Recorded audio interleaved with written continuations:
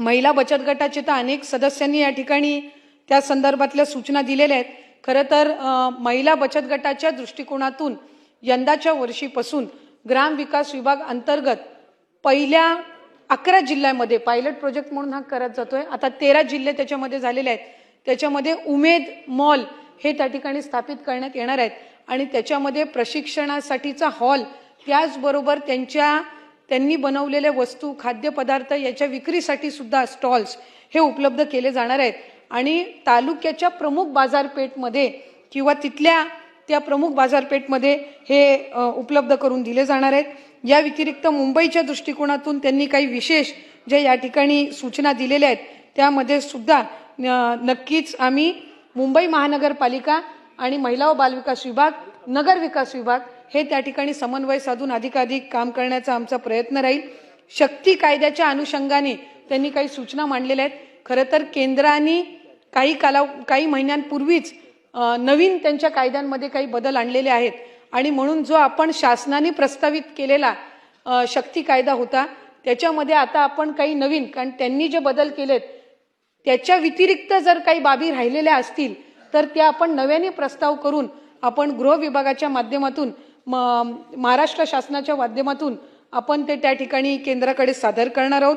यानंतर आमच्या सन्मान्य सदस्य रंजनाताई जाधव असतील यांनी सुद्धा उमेदच्या संदर्भात महिला बचत गटाच्या संदर्भात ग्रामीण भागातील महिलांसाठी कौशल्य विकास प्रशिक्षण केंद्रे आणि उद्योजकांसाठी कमी व्याजदरामध्ये कर्ज सुविधा उपलब्ध करून देण्याच्या संदर्भामध्ये त्यांनी या ठिकाणी सूचना मांडलेल्या आहेत। कौशल्य विकास विभागासोबत समन्वय साधून आम्ही नक्कीच अशा पद्धतीच्या प्रशिक्षण देण्याच्या दृष्टिकोनातून यंदाच्या वर्षीपासून आम्ही ते काम त्या ठिकाणी सुरू करू।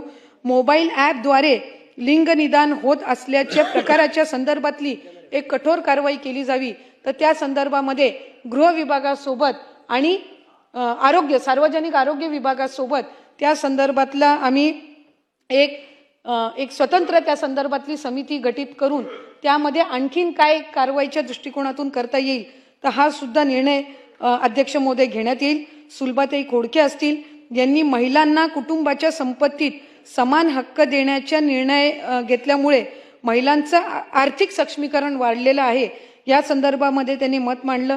या व्यतिरिक्त संरक्षण दलासह विविध क्षेत्रामध्ये महिलांना संधी उपलब्ध करून देण्यात आलेली आहे। त्याचबरोबर त्यांनी सुद्धा महिलांच्या बचत गटाच्या संदर्भामध्ये त्या ठिकाणी काही सूचना दिलेल्या आहेत आणि महिलांमध्ये वाढत्या कॅन्सरच्या आजाराची तपासणी उपचार आणि औषधासाठी शासनाने आर्थिक मदत करावी त्या संदर्भातला आरोग्य विभाग त्या ठिकाणी एक प्रस्ताव तयार करत आहे आणि लसीकरणाच्या दृष्टिकोनातून सुद्धा त्यांनी ही पावलं उचललेली आहेत। ज्योतिताई गायकवाड यांनी महिलांच्या सुरक्षतेच्या संदर्भामधल्या कायदे शक्ती कायद्याची तरतूद शक्ती कायदा हा तातडीने लागू करण्याच्या दृष्टिकोनातून काही सूचना दिलेल्या आहेत। मुलींच्या आणि सुरक्षिततेसाठी समान शिक्षणासाठी आणि महिला बचत गटाच्या दृष्टिकोनातून त्यांनी काही या ठिकाणी सूचना मांडलेल्या आहेत। कामाच्या ठिकाणी समान वेतन व सुरक्षित वातावरण सुनिश्चित करावे। खरं तर महिलांना प्रत्येक खाजगी आणि शासकीय कार्यालयांमध्ये महिलांना जिथं कुठल्याही पद्धतीचा त्रास होत असेल तर तिथे एक स्वतंत्र समिती ही स्थापन केली जात असते। त्याच्यामुळे खाजगी क्षेत्रामध्ये त्या समिती अधिकाधिक गठीत व्हाव्या या दृष्टिकोनातून शासन हे कडक पावलं उचलत आहे। कारण शासनामध्ये तर आपण ते करतच असतो, आपल्या सर्व शासकीय कार्यालयांमध्ये तर ते आहेतच, पण खाजगी कार्यालयांमध्ये वाढण्याच्या दृष्टिकोनातून काही कडक पावलं ही उचलली जात आहेत। श्वेता महालेजींनी महिलांच्या सायबर साक्षरतेच्या आणि डिजिटल व्यवहाराचे प्रशिक्षण देण्यासाठी अधिकाधिक प्रभावी त्या ठिकाणी ती केली जावी या संदर्भातल्या काही सूचना दिलेल्या आहेत। त्याच्यामुळे त्या संदर्भामध्ये सुद्धा एक फायनान्शियल लिटरसीचा आम्ही प्रोग्राम तयार करत आहोत, त्याच्यामध्ये या गोष्टी अंतर्भूत केल्या जातील।